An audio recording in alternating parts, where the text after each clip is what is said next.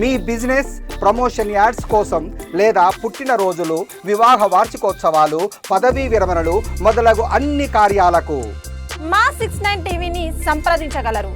Osmania యూనివర్సిటీలోని arts కళాశాల వద్ద 42% BC రిజర్వేషన్ల సాధనకై బీసీ జేఏసీ బీసీ విద్యార్థి దీక్ష పేరుతో చేపట్టిన దీక్ష నేటికి 3వ రోజుకు చేరుకుంది. 3వ రోజు దీక్షకు మహాజనసేన పార్టీ వ్యవస్థాపక అధ్యక్షుడు తీగల ప్రదీప్ గౌడ్ హాజరై సంఘీభావం ప్రకటించారు. ఈ సందర్భంగా ప్రదీప్ గౌడ్ మాట్లాడుతూ బీసీ రిజర్వేషన్ల సాధన కొరకు బీసీ జాగ్గా ఏర్పడి అక్టోబర్ 18న బంద్కు పిలుపునిచ్చిన బీసీ జాగ్ నాయకులు నేడు ఎక్కడికి పోయారని ప్రశ్నించారు.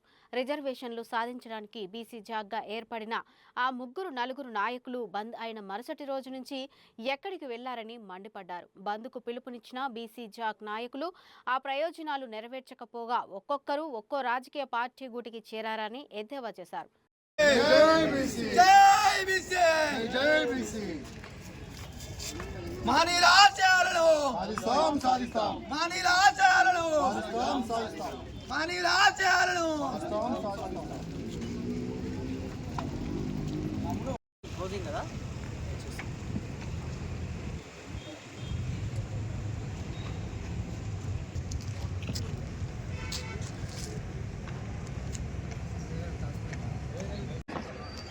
సమర దీక్ష. ఈ దీక్షకు సంఘీభావంగా వచ్చిన మిత్రులందరూ కూడా వేదిక వద్దకు రావాలని కోరుతా ఉన్నాం. తెలంగాణ మహాజన సేన రాష్ట్ర అధ్యక్షులు అన్న ప్రదీప్ గౌడ్ అన్న గారికి, తీగల ప్రదీప్ గౌడ్ అన్న గారికి మా బీసీజేఏసీ తరఫుగా ప్రత్యేక ధన్యవాదాలు తెలుపుతాను. ఈ దీక్షకు మద్దతుగా వచ్చినందుకు మహిళా అక్కలందరూ కూడా ఈ దీక్షకు వచ్చినందుకు ప్రత్యేకమైన ధన్యవాదాలు.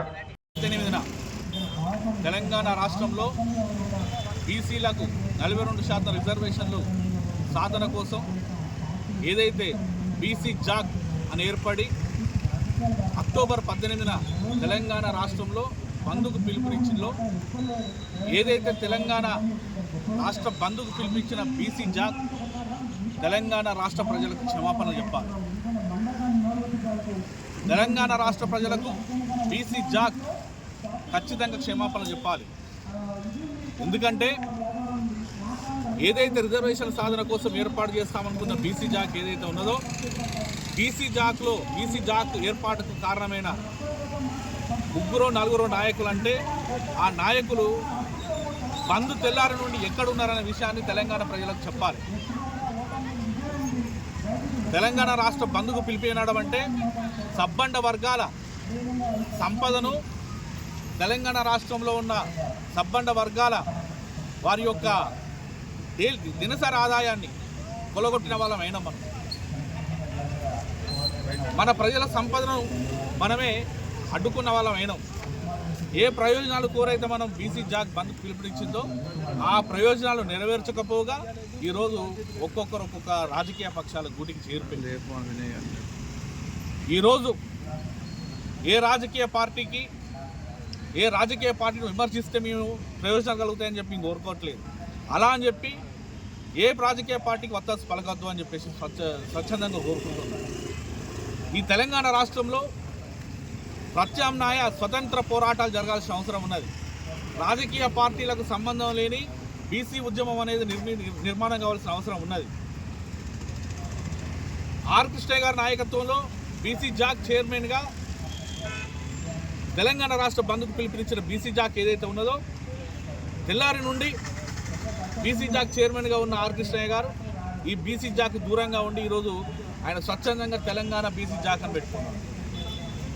అదే సమయంలో కృష్ణయ్య గారి తర్వాత నారగోని గారు ఇక్కడ వ్యవహారం సరిగ్గా లేదని చెప్పేసి ఆయన తప్పుకున్నారు. తర్వాత బీసీ స్థాయిలో బీసీ జాక్ను ముందుకు నడపాలని చెప్పేసి ముందుకెళ్ళిన జాజుల సీనన్న బీసీ జాక్ చైర్మన్గా ఉండి ముందుకు తీసుకెళ్తారని చెప్పేసి మనస్ఫూర్తిగా భావించిన మేము. అన్న నిన్న పోయి నవీన్ యాదవ్కు కాంగ్రెస్ పార్టీ ఓటేయమని చెప్పి చెప్తున్నాను. నవీన్ యాదవ్ ఓడిపోవాలనో, నవీన్ యాదవ్ బీసీ కాదనో కాదు మా ఉద్దేశం. నవీన్ యాదవ్ అయినా లేకపోతే ఇంకెవరైనా ఆయన కాంగ్రెస్ పార్టీ అభ్యర్థి. కాంగ్రెస్ పార్టీ అభ్యర్థికి కనుక మనం ఇక్కడ బీసీ జాక్ రూపంలోనో లేకపోతే బీసీ సంక్షేమ సంఘం రూపంలోనో జాజుల సీనన్న గౌడ్ రూపంలోనో కనుక మద్దతు ఇస్తే రేపు బీసీ జాక్ ఆధ్వర్యంలో బీజేపీ దగ్గరకో బీజేపీ పెద్దల దగ్గరకో వెళ్ళి గెలవాల్సి వచ్చినప్పుడు మేము చేసిన వీళ్ళు కాంగ్రెస్ పార్టీకి అమ్ముడు పోయేటోళ్ళనో కాంగ్రెస్ పార్టీకి మద్దతు ఇచ్చేటోళ్ళో అని చెప్పేసి అవమానంగా చూసే అవకాశం ఉంటుంది, అవమానించే అవకాశాలు ఎక్కువ ఉంటాయి. ఎందుకు చెప్తున్నామంటే ఒక ఉద్యమాన్ని నడిపేటప్పుడు స్వతంత్రంగా వ్యవహరించాలి, రాజకీయాలకు దూరంగా ఉండాలి, రాజకీయ పార్టీలకు దూరంగా ఉండాలని చెప్పేసి కోరుకునే వ్యక్తులు